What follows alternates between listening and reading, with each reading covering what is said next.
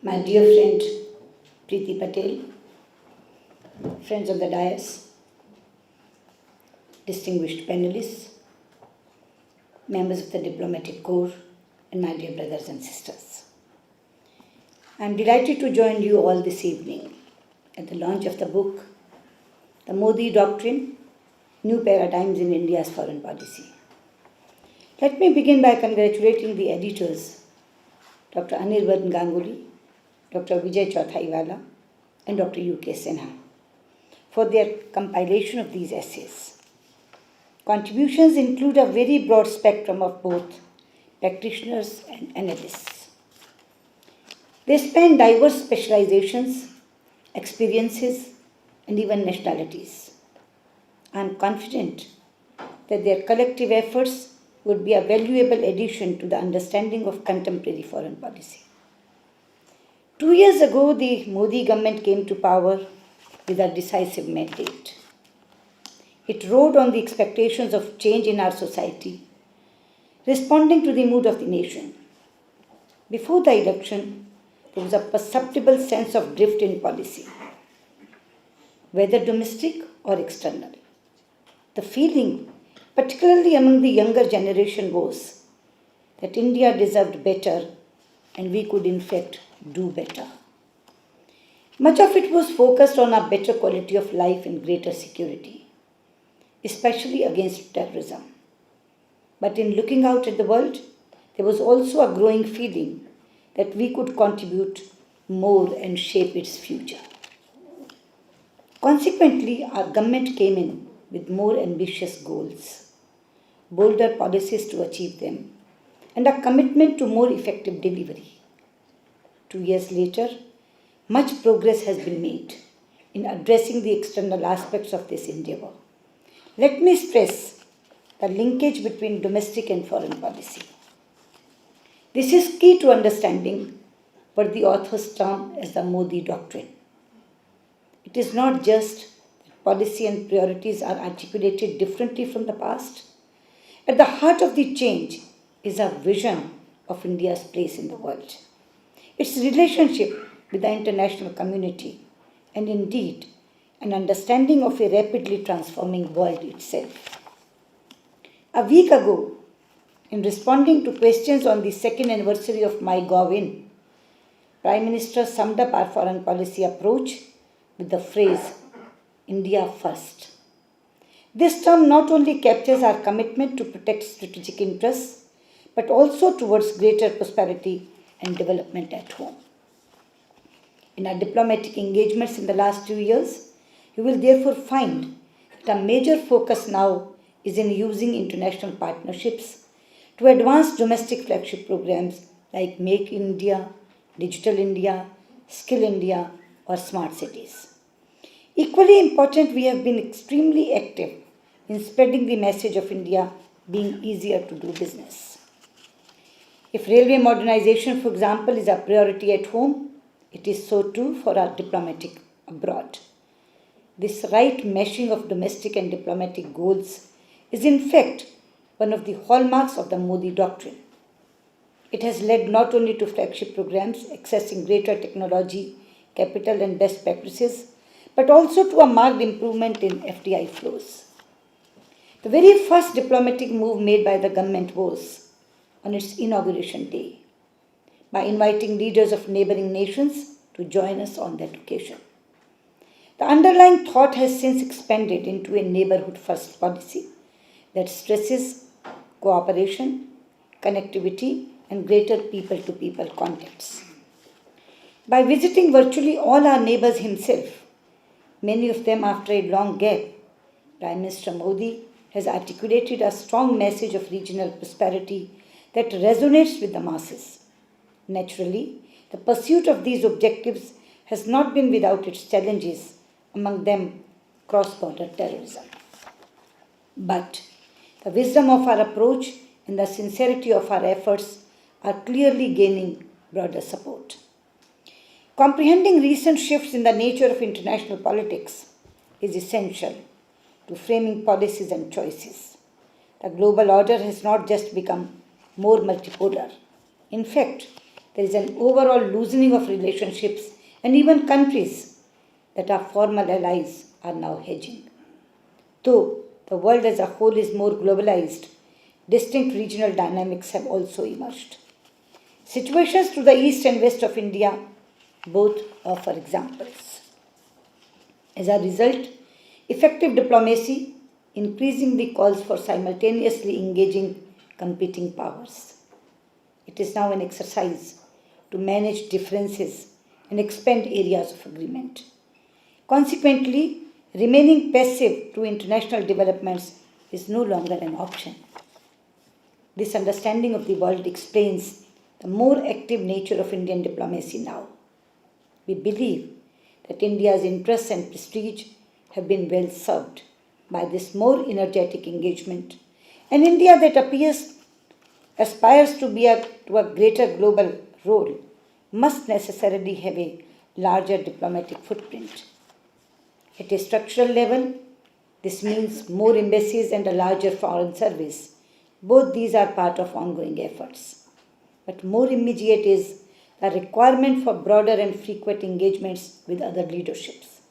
It was clear to us that interactions can no longer be limited either by distance or size.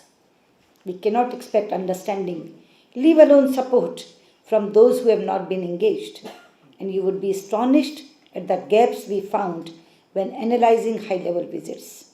It was therefore with a strong sense of purpose that the Modi government approached this issue. In the last 2 years, in addition to the very vigorous efforts of the Prime Minister personally, my cabinet colleague and I have been to more than 140 countries. I myself met almost 170 of my counterparts, heads of state, government and other dignitaries in this world. The impact this has had on the world's perception of India cannot be overstated. In addition to these bilateral engagements, we have also broken new ground in terms of multilateral gatherings.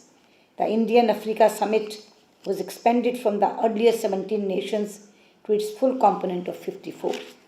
For the first time, a summit of Pacific Island states with India was held, not just in that region but in India as well. It is not enough that India is heard or seen in different parts of the world. Perhaps our own people don't appreciate deeply enough how much of an example we can be, especially on development and governance issues. Our capabilities in technology, education or industry can make a difference to the growth of others. Even our interfaith practices and resistance to radicalization has a message for the world. Expanding programs and platforms that share experiences and contribute to global developments is an increasingly important element of our diplomatic outcomes. You can see this reflected in growing lines of credit, more grants and technical assistance, as well as in major development projects abroad. These are truly win-win situations because they also advance the international operations of Indian businesses. In an era where it is fashionable to talk of global issues, Indians must realize that representing 1/6 of humanity ourselves, we must do our utmost on challenges that will determine the future of our planet. It is with this global perspective that the Modi government approaches key international negotiations in a positive and constructive manner. We not only had a key role to play in the Paris Agreement, but also took the lead in creating the International Solar Alliance. Whether it is SDGs or PKO, we have built further on a long tradition of international activity. The sense that interests of the India and the world are in harmony pervades our thinking and is certainly one of the noteworthy aspects of the Modi Doctrine. Among the issues that dominate global concerns today is the threat of terrorism. As you all know, it is an issue which has confronted Indian diplomacy for many years because of its cross-border manifestation. Unlike in the past, we cannot agree that dialogue with sponsors and supporters of terrorism should carry on without being linked to action in that regard. In fact, we have insisted that addressing the terrorism challenge is central to engagement. At the international level, we are also putting the spotlight on early conclusion of a comprehensive convention on international terrorism. Equally important, we have made counter-terrorism cooperation a key element in many of our bilateral interactions. I can share with you that this is having its impact. At a time when there is talk of a demographic dividend, it is also worthwhile to examine its foreign policy implications. India will surely make its presence felt in the world through its people. You can already see this happening, and as education, skills, and employment progress, we can truly be a human resources superpower. Already there is an Indian diaspora that wields considerable influence in many nations. There are also other Indians with varying levels of skills who earn their living abroad and contribute to our prosperity at home. Our country makes as much by services and remittances as it does by trade in goods. These Indians abroad are a huge asset for the country, whether in the economy, in image, or in influence. The Modi government has broken new ground in appreciating their contribution, enhancing their standing, and protecting their interests. The Prime Minister has again led the way himself. Another method of expressing that is to give them the comfort that the Indian government is always there for them. That is the least we can do for our nationals who do so much for us. Perhaps you will now understand why Sushma Swaraj responds 24/7 to Indians in distress abroad, or why General V.K. Singh has been sent to Saudi Arabia to deal first-hand with the problems of our stranded workers. In fact, we have brought about a change in systemic attitudes towards them, whether it is in faster issue of passports at home, better consular responses abroad, or even in major evacuation operations like Yemen, Iraq, Libya, or South Sudan. Conversely, we are also working on involving PIO or NRIs more closely in the unfolding of our development flagship programs. Projecting cultural identity and national branding are integral elements of enhancing global standing. India is actually particularly blessed because more than many others, our cultural heritage and traditions have an international relevance. This is a reservoir of goodwill that has not been utilized as effectively as it could have been in the past. We have devoted energies and resources to enhancing global appreciation of Ayurveda and of Indian languages. Its impact as that of the International Day of Yoga is known to all of you. Recognizing the work of Indologists abroad is another expression of this intent. A defining characteristic of our government has been its focus on delivery. In the realm of foreign policy too, we are striving hard in that regard. Long pending projects abroad, especially in the neighborhood, are moving forward. The completion of the Parliament building and the Indo-Afghanistan Friendship Dam in Afghanistan, the Duriyappa Stadium in Sri Lanka, the Petrapol integrated checkpost with Bangladesh, or the Trauma Center in Nepal are some notable milestones. On the consular side, issuing passports on a post-verification basis is a radical departure. Simplifying visa issuance through electronic format and merging PIO cards with OCI are also noteworthy. Within the ministry and outside, vis-à-vis the rest of the government, we have consciously moved towards a more integrated way of working. The Modi Doctrine is led by wisdom and implemented through delivery. Its difference is there for all of you to see. How it will unfold in coming years is naturally a subject of great interest. But in foreign policy, as in other areas, we believe that broader consultations make an important contribution. I see today's event in that light. And I once again thank the organizers for inviting me to it.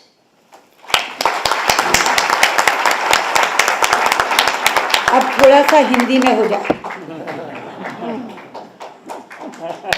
मित्रों,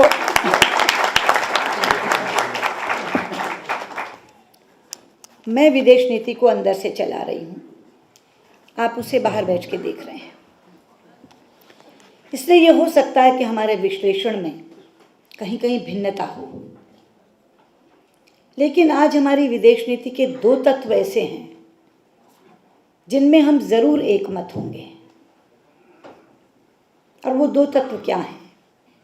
पहला, पिछले कुछ वर्षों से विश्व में घटने वाली घटनाओं को भारत एक मूक दर्शक देश के रूप में देखता था। इसके विपरीत आज हम ग्लोबल एजेंडा सेट करने वाले देश बने। मैं दो एक उदाहरण दूंगी इसके। सितंबर में प्रधानमंत्री नरेंद्र मोदी संयुक्त राष्ट्र की आम सभा को संबोधित करते हुए एक इच्छा प्रकट करते हैं, प्रस्ताव नहीं रखते, एक इच्छा प्रकट करते हैं कि 21 जून को अंतर्राष्ट्रीय योग दिवस के रूप में घोषित किया जाना चाहिए। और मात्र 75 दिनों में 177 देश उसके को स्पॉन्सर बन जाते हैं और 75 दिन के बाद प्रस्ताव पारित हो जाता है और 21 जून अंतर्राष्ट्रीय योग दिवस घोषित हो जाता है। G20 की रिट्रीट में प्रधानमंत्री काले धन का विषय उठाते हैं और 20 के 20 देश समर्थन में आते हैं और ब्लैक मनी का इशू सेंटर स्टेज पे आ जाता है। राष्ट्रपति ओबामा क्लाइमेट चेंज में एक R&D इनिशिएटिव लेना चाहते हैं तो पहला फोन उठाकर प्रधानमंत्री मोदी को करते हैं कि आपका सहयोग मिलेगा तो मेरा इनिशिएटिव आगे बढ़ेगा, इसलिए मैं चाहता हूं कि आप सहयोग दें। और प्रधानमंत्री मोदी उनके साथ जाकर उस इनिशिएटिव को फ्रांस में शुरू करते हैं। अपने तौर पर प्रधानमंत्री नरेंद्र मोदी तय करते हैं कि एक इंटरनेशनल सोलर अलायंस का गठन होना चाहिए। फ्रांस के राष्ट्रपति को पता चलता है तो वो फ़ोन करके कहते हैं कि मैं आपका साथ दूंगा, हम इकट्ठे लॉन्च करेंगे। और कुछ दिनों के भीतर इंटरनेशनल सोलर अलायंस लॉन्च हो जाता है और भारत में उसका सेक्रेटेरिएट खुल जाता है। मैं कितनी चीज़ें गिनाऊं। मैंने अभी अपने भाषण में SDG का जिक्र किया, पीस ऑफ ऑपरेशंस का जिक्र किया। आज भारत बोलता है तो दुनिया सुनती है, ये पहला पैराडाइम शिफ्ट फॉरेन पॉलिसी में। इसी तरह दूसरा बड़ा तत्व है, जब प्रधानमंत्री विदेश की धरती पर जाकर भारतीय समुदाय को संबोधित करते हैं, एक तो वहां भारत की शक्ति का प्रदर्शन होता है, दूसरा वहां के भारतीयों के प्रति उस देश के लोगों के मन में आदर का भाव बढ़ता है, और तीसरा जब विदेशी धरती पर भारत माता की जय और वंदे मातरम का जय घोष होता है तो यहाँ बैठा हुआ हर देशवासी गर्व का अनुभव करता है कि आज भारत दूसरे देश में सुनाई दे रहा है।